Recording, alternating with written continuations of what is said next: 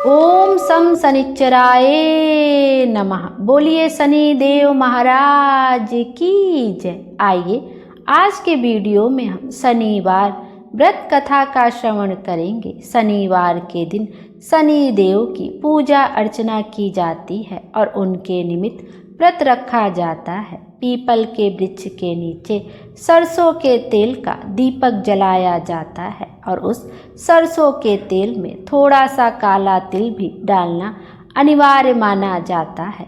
अधिकांश व्यक्ति इस मिथ्या भ्रम से ग्रसित होते हैं कि शनि देव एक क्रूर धन संपत्ति के हरण करता और अनिष्टकारक देव हैं, परंतु यह तो उनकी शक्तियों का केवल एक पक्ष है। दूसरी ओर अपने भक्तों की सभी मनोकामनाएं पूर्ण करने वाले अत्यंत कृपालु देवता भी हैं श्री शनि देव जी। राजा को रंक और रंक को राजा, कोढ़ी को कमनीय काया का स्वामी और दुराचारी को श्री संपन्न धर्मात्मा बनाना श्री शनि देव के लिए सहज ही संभव है। बोलिए शनि देव महाराज की जय। आइए अब शनि देव का ध्यान करते हुए हम शनिवार की व्रत कथा का श्रवण करते हैं। ओम सम शनिश्चराय नमः। शनिवार व्रत कथा। एक समय सूर्य, चंद्रमा, मंगल, बुध, बृहस्पति, शुक्र, शनि, राहु और केतु इन 9 ग्रहों में विवाद हो गया कि हम में सबसे बड़ा कौन है। जब आपस में कोई निश्चय ना हो सका तो सब देवराज इंद्र के पास गए और कहने लगे कि आप सब देवताओं के राजा हैं, इसलिए आप हमारा न्याय करके बताएं कि हम 9 ग्रहों में सबसे बड़ा कौन है। राजा इंद्र इनका प्रश्न सुनकर घबरा गए और कहने लगे कि मुझ में सामर्थ्य नहीं है जो किसी को बड़ा या छोटा बतला सकूं। मैं अपने मुख से कुछ नहीं कह सकता। हाँ, एक उपाय हो सकता है। इस समय पृथ्वी पर राजा विक्रमादित्य बहुत बड़े न्याय करता है, अतः आप सब जाकर उनसे फैसला करा लें।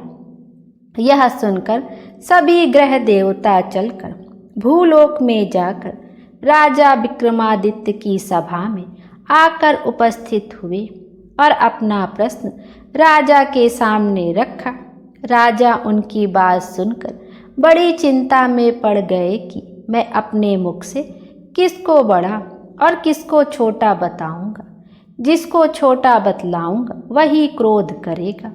परंतु उनका झगड़ा निपटाने के लिए राजा ने एक उपाय सोचा और उसने सोना, चांदी, कांसा, पीतल, सीसा, रांगा, जस्ता, अभ्रक और लोहा धातुओं के 9 आसन बनवाए। सब आसनों को क्रम से जैसे सोना सबसे पहले और लोहा सबसे पीछे बिछाया। इसके पश्चात राजा ने सब ग्रहों से कहा कि आप सब अपने अपने आसनों पर बैठ जाएं। जिसका आसन सबसे आगे वह सबसे बड़ा और जिसका आसन सबसे पीछे वह सबसे खुद को छोटा जाने, क्योंकि लोहा सबसे पीछे था और वह शनि देव का आसन था। इसलिए शनि देव ने समझ लिया कि राजा ने मुझे सबसे छोटा बना दिया है। इस पर शनि देव को क्रोध आया और उन्होंने कहा कि राजा, तू मेरे पराक्रम को नहीं जानता। सूर्य एक राशि पर 1 महीना, चंद्रमा 2.25 दिन, मंगल 1.5 महीना, बृहस्पति 13 महीने, बुध और शुक्र 1-1 महीने, राहु और केतु दोनों उल्टे चलते हुए केवल 18 महीने रहते हैं। परंतु मैं एक राशि पर 2.5 और 7.5 साल तक रहता हूँ। बड़े बड़े देवताओं को भी मैंने भीषण दुख दिया है। राम जी को 7.5 आई तो उन्हें वनवास हो गया और रावण को 7.5 आई तो राम और लक्ष्मण ने सेना लेकर लंका पर चढ़ाई कर दी। रावण के कुल का सर्वनाश कर दिया। हे राजा, अब तुम सावधान रहना। राजा कहने लगा, जो भाग्य में होगा देखा जाएगा। उसके बाद अन्य ग्रह तो प्रसन्नता के साथ चले गए, परंतु शनि देव बड़े क्रोध के साथ वहां से सिधारे। कुछ काल व्यतीत होने पर जब राजा को 7.5 की दशा आई तो शनि देव घोड़ों का सौदागर बनकर अनेक सुंदर घोड़ों सहित राजा की राजधानी में आए। जब राजा ने सौदागर के आने की खबर सुनी तो अपने अश्वपाल को अच्छे अच्छे घोड़े खरीदने की आज्ञा दी। अश्वपाल ऐसे अच्छे नस्ल के घोड़े देखकर और उनका मूल्य सुनकर चकित हो गया और तुरंत ही जाकर राजा को खबर दी। राजा उन घोड़ों को देखकर एक अच्छा सा घोड़ा चुनकर उस पर सवारी करने के लिए चढ़ा। राजा के पीठ पर चढ़ते ही घोड़ा जोर से भागा।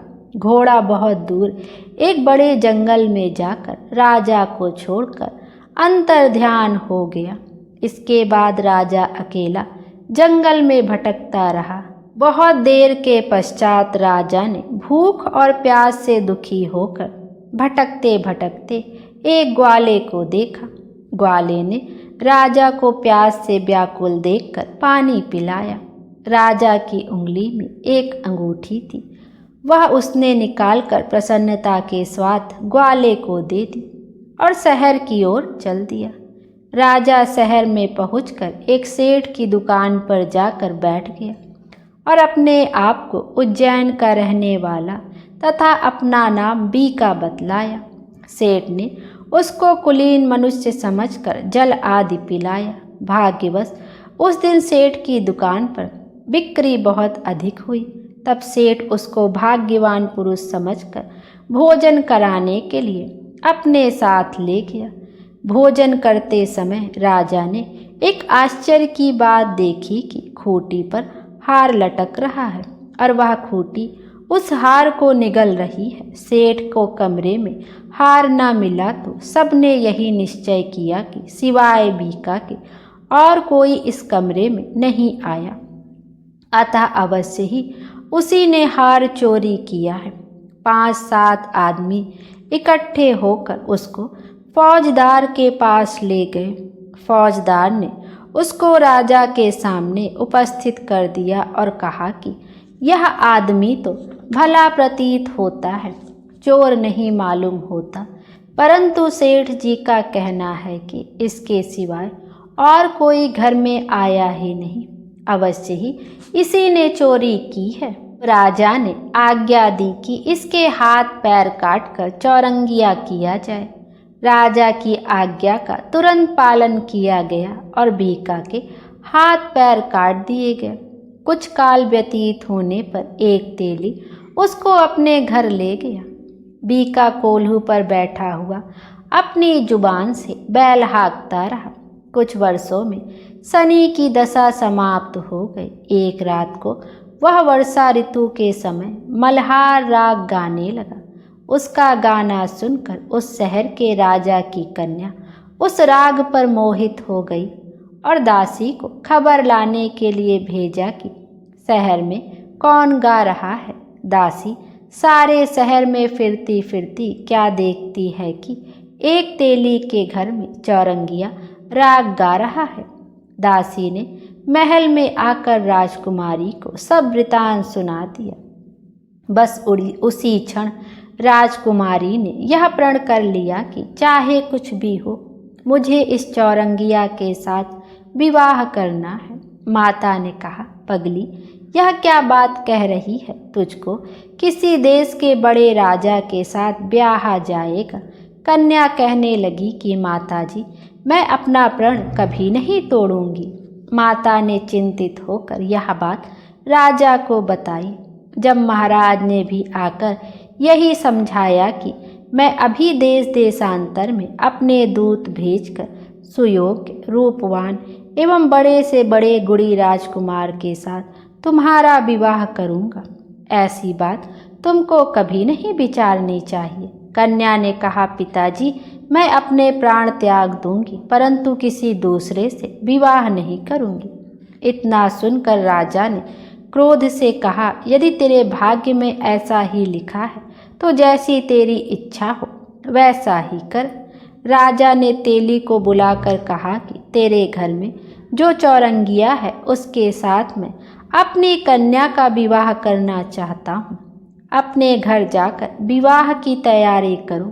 राजा ने उसी समय राजकुमारी का विवाह चौरंगिया विक्रमादित्य के साथ कर दिया। रात्रि को शनि देव ने विक्रमादित्य को स्वप्न दिया, राजा देखो, मुझको छोटा बतलाकर तुमने कितने दुख उठाए। राजा ने क्षमा मांगी। शनि देव ने प्रसन्न होकर विक्रमादित्य को हाथ पैर दिए। तब राजा ने कहा, महाराज मेरी एक प्रार्थना स्वीकार करें कि जैसा दुख आपने मुझे दिया है ऐसा और किसी को ना दें। शनि देव ने कहा कि तुम्हारी यह प्रार्थना स्वीकार है।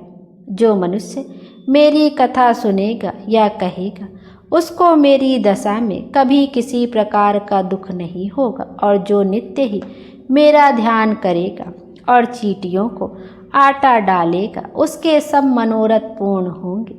इतना कहकर शनि देव अपने धाम को चले गए। राजकुमारी की आँख खुली तो उसने अपने पति के हाथ पांव देखे तो उसे बड़ा आश्चर्य हुआ। राजा ने अपना समस्त हाल कहा कि मैं उज्जैन का राजा विक्रमादित्य हूँ। यह बात सुनकर राजकुमारी अत्यंत प्रसन्न हुई। प्रातःकाल राजकुमारी से उसकी सखियों ने पूछा तो उसने अपने पति का समस्त वृतांत कह सुनाया। सब ने बहुत प्रसन्नता प्रकट की और कहा कि ईश्वर ने आपकी मनोकामना पूर्ण कर दी। जब उस सेठ ने यह सुना तो वह सेठ विक्रमादित्य के पास आया और उनके पैरों में गिरकर क्षमा मांगने लगा कि आप पर मैंने चोरी का दोष लगाया, अतः आप मुझको जो चाहें दंड दें। राजा ने कहा, मुझ पर शनि देव का प्रकोप था, इसी कारण यह सब दुख मुझको प्राप्त हुआ। इसमें तुम्हारा कोई दोष नहीं। तुम अपने घर जाकर अपना कार्य करो। सेठ बोला कि मुझे तभी शांति होगी जब आप मेरे घर चलकर प्रीतिपूर्वक भोजन करेंगे। राजा ने कहा कि जैसी आपकी मर्जी हो वैसा ही करें। सेठ ने अपने घर जाकर अनेक प्रकार के भोजन बनवाए और राजा विक्रमादित्य को प्रीति भोज दिया। जिस समय वे भोजन कर रहे थे एक अत्यंत आश्चर्य की बात सबको दिखाई दी। जो खूंटी पहले हार निगल गई थी वह अब हार उगल रही थी। जब भोजन समाप्त हो गया तो सेठ ने हाथ जोड़कर बहुत सी मोहरें राजा को भेंट की और कहा कि मेरे श्री कंवरी नामक एक कन्या है, उसका पाणी ग्रहण आप करें। इसके बाद सेठ ने अपनी कन्या का विवाह राजा के साथ कर दिया और बहुत सा दान दहेज आदि दिया। कुछ दिनों तक वहां निवास करने के पश्चात विक्रमादित्य ने शहर के राजा से कहा कि अब मेरी उज्जैन जाने की इच्छा है। राजा और सेठ से विदा लेकर राजकुमारी मनभावनी सेठ की कन्या श्री कंवरी तथा दोनों जगह के दहेज में प्राप्त अनेक दास दासी और पालकियों सहित विक्रमादित्य उज्जैन की तरफ चले।